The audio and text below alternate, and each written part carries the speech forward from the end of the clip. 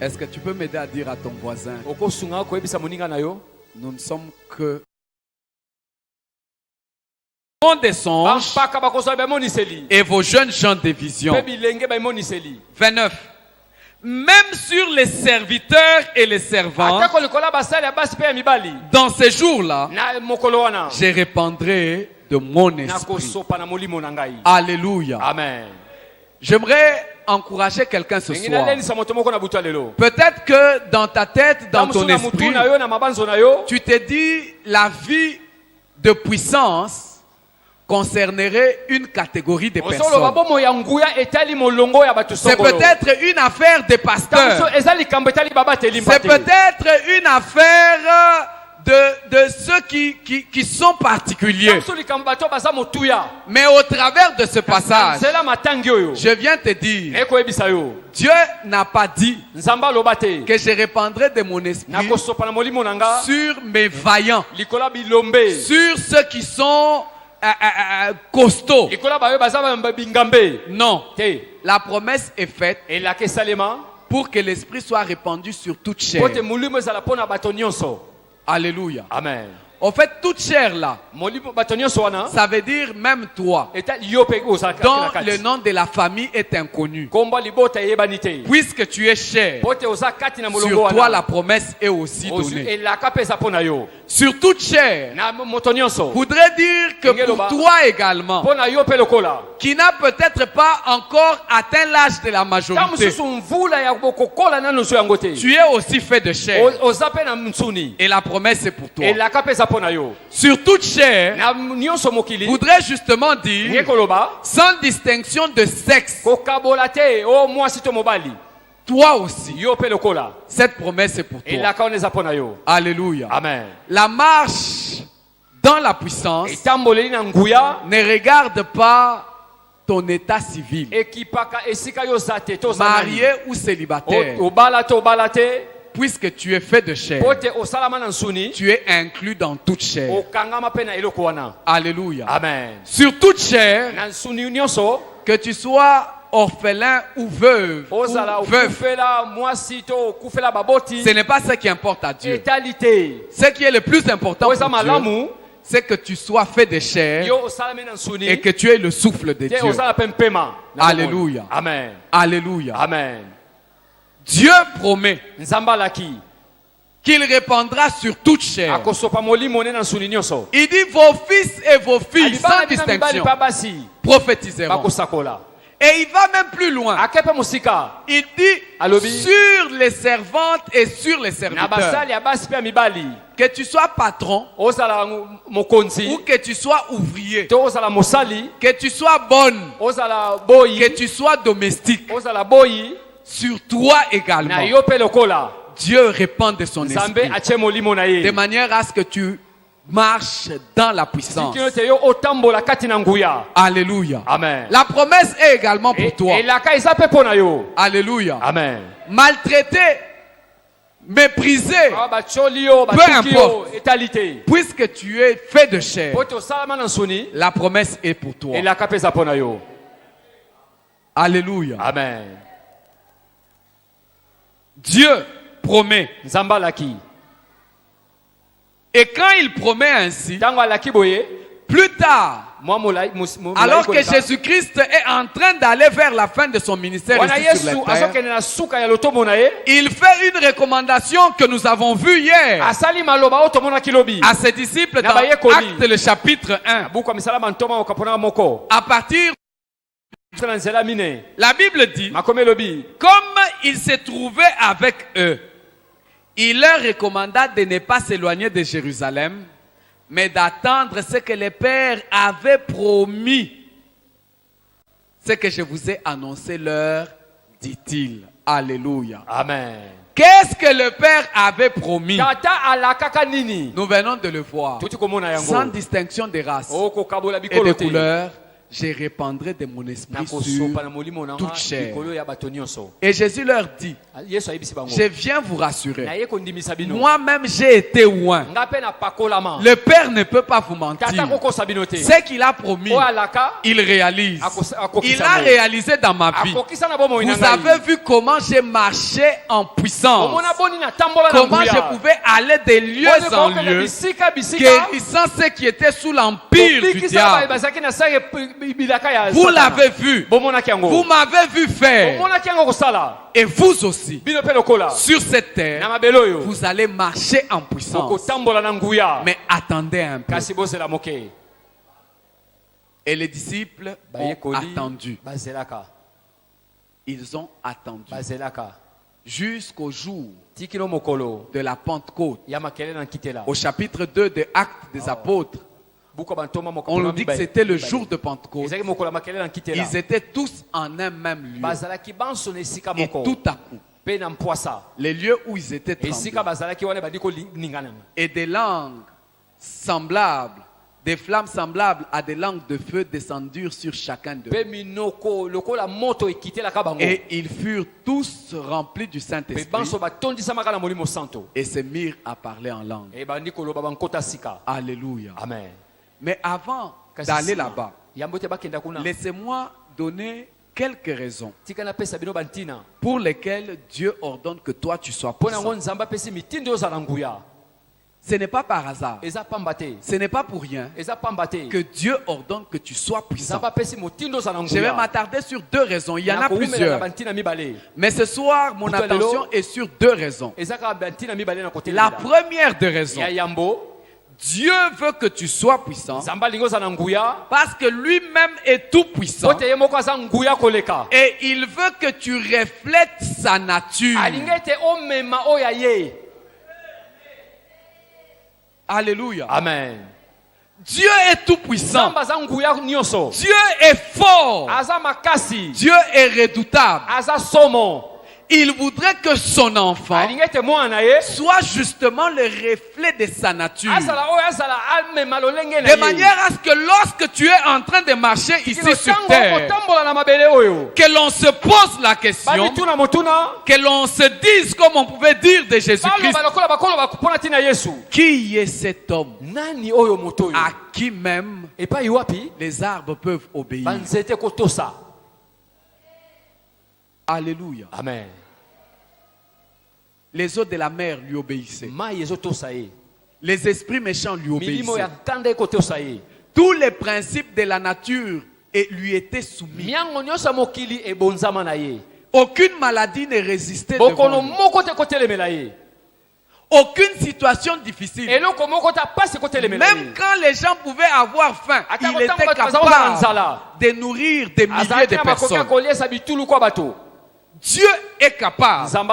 Il dit, je voudrais, en répandant de mon esprit sur toute chair, avoir des représentants, ceux qui seront en train de refléter ma nature.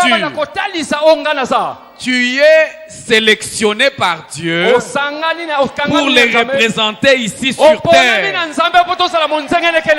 Alléluia. Amen. Voilà pourquoi tu ne devras pas te contenter d'une vie simple. Est-ce que quelqu'un me suit? En fait, tu es choisi de Dieu. Parce que Dieu voudrait quand il s'assied, qu'il entende des témoignages, que l'on dise qui est cet homme, qui est cette femme qui agit comme Dieu lui-même.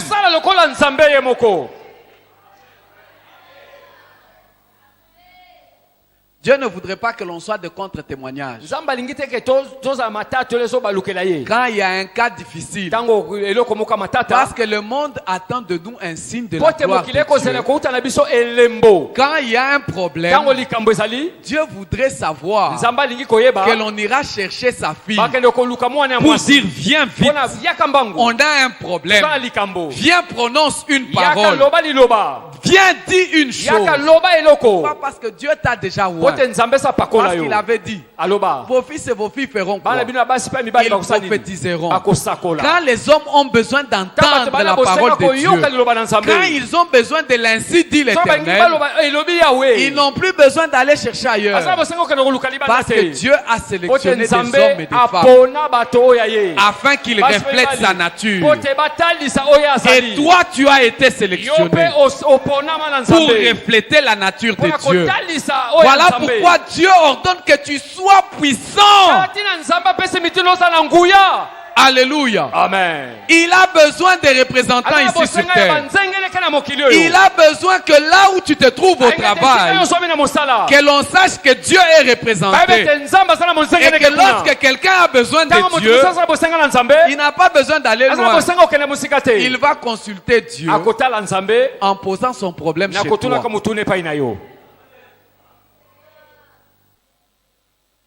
Tu es l'instrument de Dieu.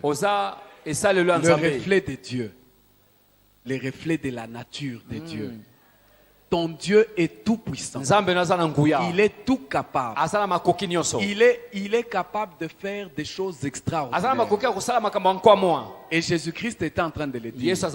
Écoutez, vous mes disciples là, si vous croyez, vous ferez tout ce que moi j'ai fait. Et vous ferez bien plus que ce que j'ai fait. Alléluia. Amen.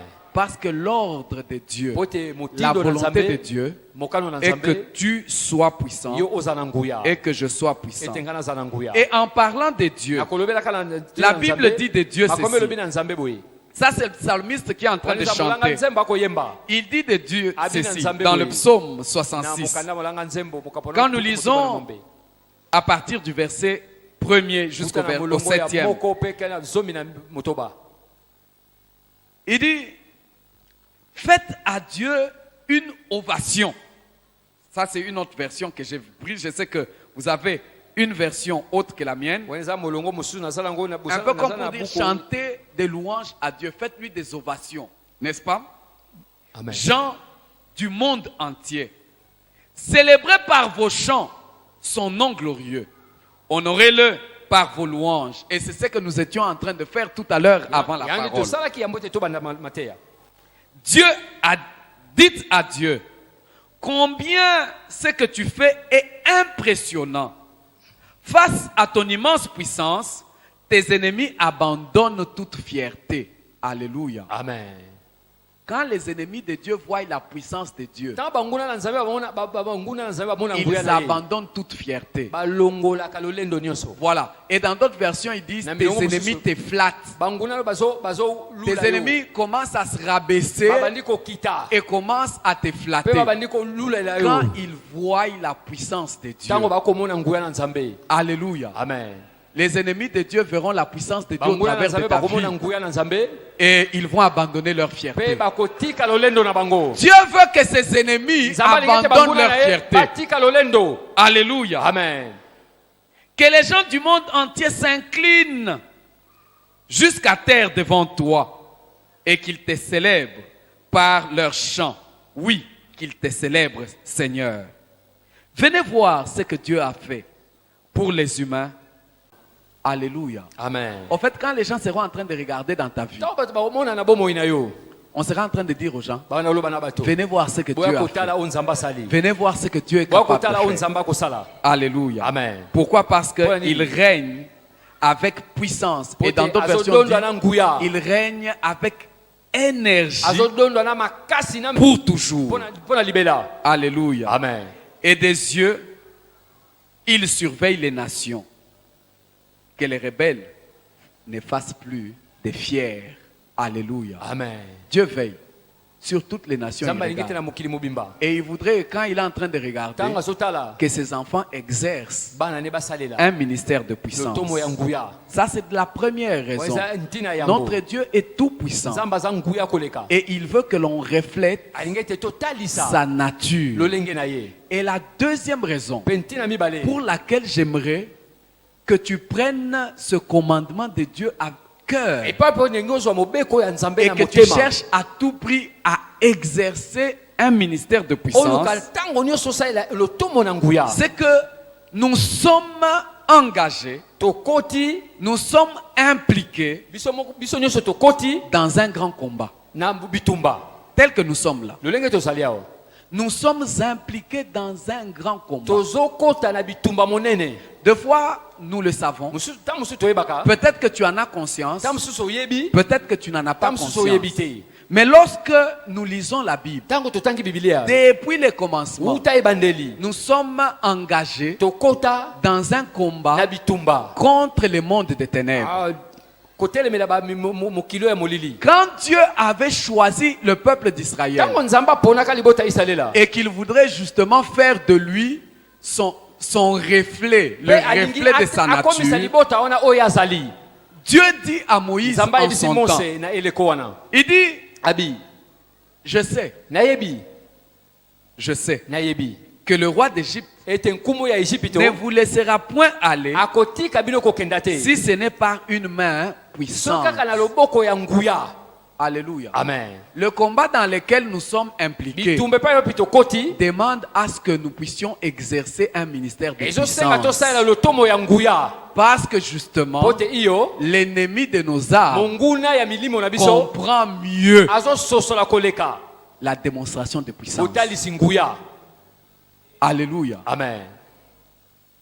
Le peuple d'Israël est captif. Dieu dit, je sais que si ce n'est pas par une main puissante, si je ne démontre pas ce que je suis capable de faire, il ne vous laissera pas partir. Vous savez que même au travail là vous allez, dans votre commerce, dans vos entreprises, dans tout ce que vous êtes en train de faire, peut-être que vous le savez, peut-être que vous ne le savez pas, mais l'ennemi ne laissera pas à ce que vous soyez en train de vous épanouir facilement. Il sera en train de vous combattre jusqu'au bout. Même dans la famille, il cherchera à combattre pour détruire. Parce que justement, il cherche depuis des temps anciens à détruire l'homme, à détruire tout ce que l'homme fait. Et combien nous n'avons pas vu Satan cherchait à nous détruire. Mais Dieu dit, moi je sais. C'est parce que je sais qu'il ne peut pas vous lâcher comme ça que moi j'ordonne que vous soyez puissants. Alléluia. Amen. Je sais qu'il ne laissera pas ton mariage comme ça. Voilà pourquoi Dieu ordonne que tu sois puissant. Parce que par la puissance, il lâchera prise. Je sais que il ne laissera pas tes enfants grandir tout bonnement. Il cherchera à détruire et à les détourner des voies de Dieu. Voilà pourquoi j'ordonne que tu sois puissant. Comme ça, tu es capable de les arracher du diable. Est-ce que quelqu'un me suit? Nous sommes impliqués dans un grand combat. Et Dieu sait, à deux fois, plus tard, il est en train de dire à Israël, moi j'étendrai ma main et je frapperai l'Égypte par toutes sortes de prodiges que je ferai au milieu d'elle, après quoi il vous laissera partir. Alléluia. Amen. Donc Dieu sait que lui là, le diable, il ne partira que par la puissance de Dieu. Et quand vous lisez dans Exode 6, au verset 1, Dieu renchérit. L'Éternel dit à Moïse, tu verras maintenant ce que je ferai à Pharaon. Une main puissante le forcera à le laisser aller. Une main puissante le forcera à les chasser de son pays. Alléluia. C'est une main puissante qui forcera tes ennemis à lâcher prise. Alléluia. Amen. Voilà pourquoi j'aime Dieu. Quand il dit que le royaume de Dieu ne consiste pas seulement en des discours persuasifs de la sagesse. Non, non. C'est en démonstration de puissance et de l'esprit. Alléluia. Amen. Dieu ordonne que tu sois puissant. Les temps manqueraient de voir comment est-ce que Dieu a donné au prophète Élie un ministère de puissance alors qu'il y avait confusion dans le peuple et qu'Élie monte au mont Carmel. Il dit aujourd'hui l'on saura si c'est Baal qui est Dieu, on ira tous vers Baal. Mais si c'est l'Éternel qui est Dieu, alors un combat où il peut y avoir des confusions. On ne sait plus discerner qui est qui est avec qui et qui réellement est du côté du Tout-Puissant. Dieu ordonne que toi tu sois puissant pour qu'il y ait cette démarcation. Et ainsi comme Élie, l'on pourra dire, et ainsi l'on saura qui est l'Éternel est Dieu en Israël et qu'en dehors de lui, il n'y en a point d'autre. Alléluia. Amen. Il faut que dans ta vie, dans ton travail, dans tout ce que tu es en train de faire, que l'on sache que c'est ton Dieu qui est Dieu. De la même manière que l'on témoigna du Dieu de Daniel, qui était capable, dans l'exercice de la puissance, de fermer la gueule des lions qui ont été laissés affamés pendant plusieurs jours. Dieu ordonne que tu sois puissant. Alléluia. Amen. De manière à ce que l'on sache que c'est ton Dieu qui est Dieu. Alléluia. Amen. Je voudrais chuter en disant que Dieu ordonne que tous ses enfants soient puissants. Voilà pourquoi Jésus-Christ dit, moi je n'ai pas de problème. Vous voulez être puissant. Dieu a déjà pourvu. Le Saint-Esprit a été envoyé. Alléluia. Amen. Quand il préparait ses disciples, dans Jean le chapitre 7, à partir du verset 37, la Bible dit que le dernier jour, le grand jour de la fête, Jésus se tenait debout, s'écria, si quelqu'un a soif, qu'il vienne à moi. Alléluia. Amen. Et ce soir, si quelqu'un a soif de vivre dans la vie de puissance, qu'il vienne à Jésus-Christ. C'est le premier pas. Quand tu entends cette voix et que tu te dis, moi aussi je voudrais marcher et vivre une vie de puissance, la première des choses à faire, c'est de venir à Jésus-Christ. Tu as soif ce soir, viens à Jésus-Christ. Peut-être que tu ne le connaissais pas avant, mais tu peux te dire, Seigneur, je viens te donner ma vie. Je voudrais devenir enfant de Dieu afin que je sois éligible à la vie de puissance. Et ce soir, c'est possible également pour toi. Alléluia. Amen. Il dit qu'il vienne à moi. Si quelqu'un a soif, qu'il vienne à moi et qu'il boive. C'est lui qui croit en moi. Il dit des fleuves d'eau vive couleront de son sein, comme dit l'Écriture. Alléluia. Amen.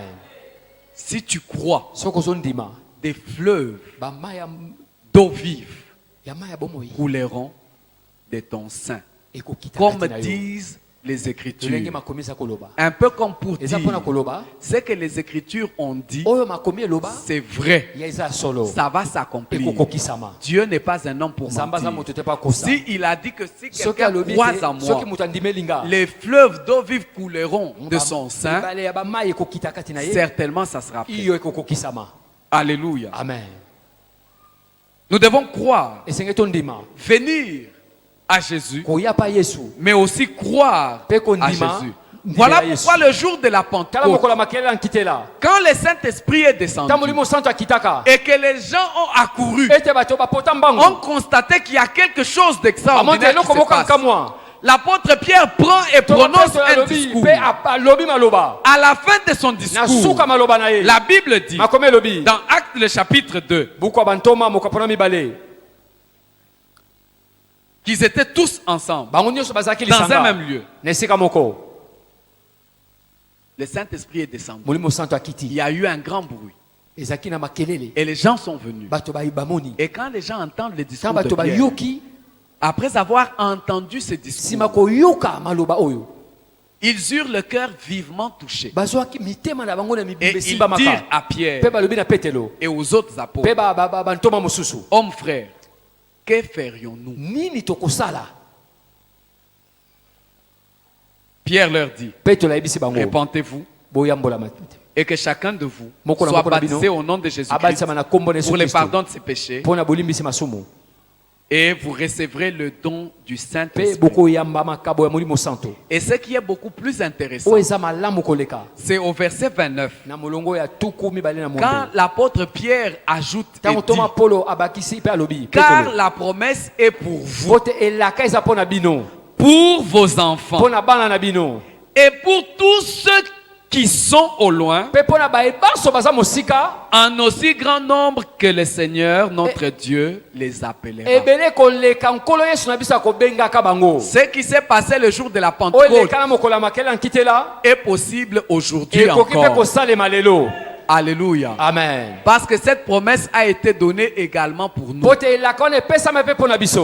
tous ceux-là qui sont au loin, en aussi grand nombre que le Seigneur notre Dieu les appellera. Cette promesse est aussi pour eux. La promesse de Joël 2 et pour toi et pour moi.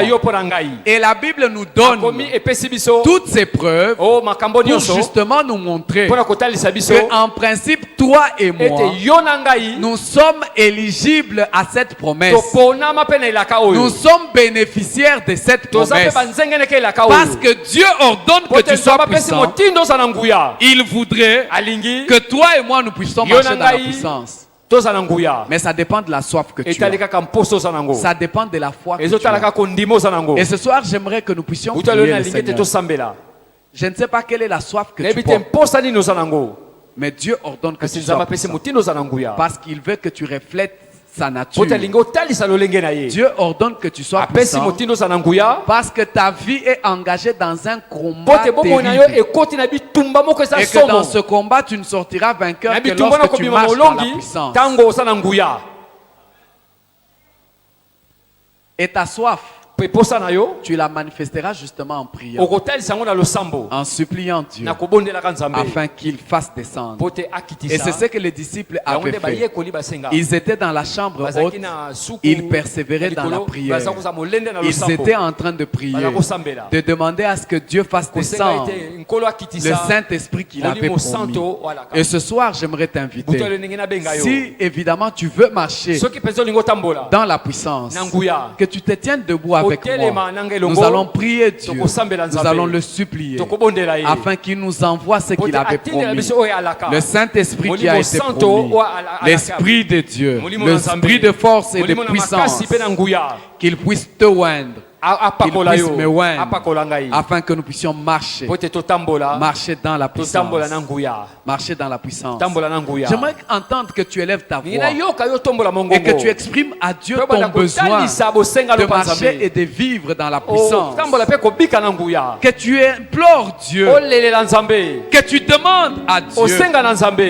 C'est dans la prière que tu peux manifester à Dieu ta foi.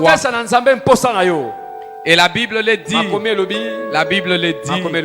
si méchants que nous sommes, nous avons donné à nos enfants des bonnes choses. À combien plus forte raison Dieu donnera le Saint-Esprit à quiconque le lui demande. C'est à toi de demander à Dieu. Dieu ne va pas te forcer. C'est ta soif qui conduira Dieu à répandre son esprit sur toi. C'est ta demande qui montrera à Dieu que tu as besoin. Mais lui, sa volonté parfaite est que tu vives et que tu marches en puissance.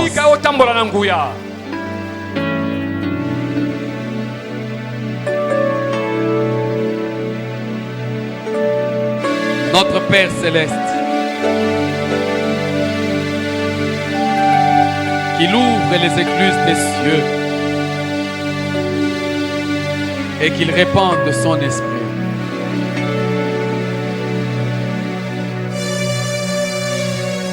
J'aimerais que tu exprimes ta soif à Dieu. Open the floor gate.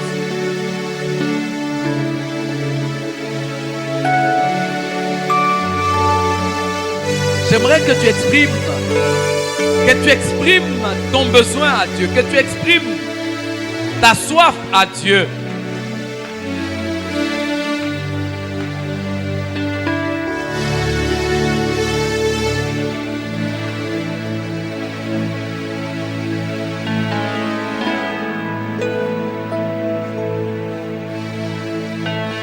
Il donne le Saint-Esprit à quiconque le demande. Et rassure-toi, ça n'a rien à voir avec ta condition physique. Ça n'a rien à voir avec ton niveau intellectuel. Non, non, c'est sur toute chair.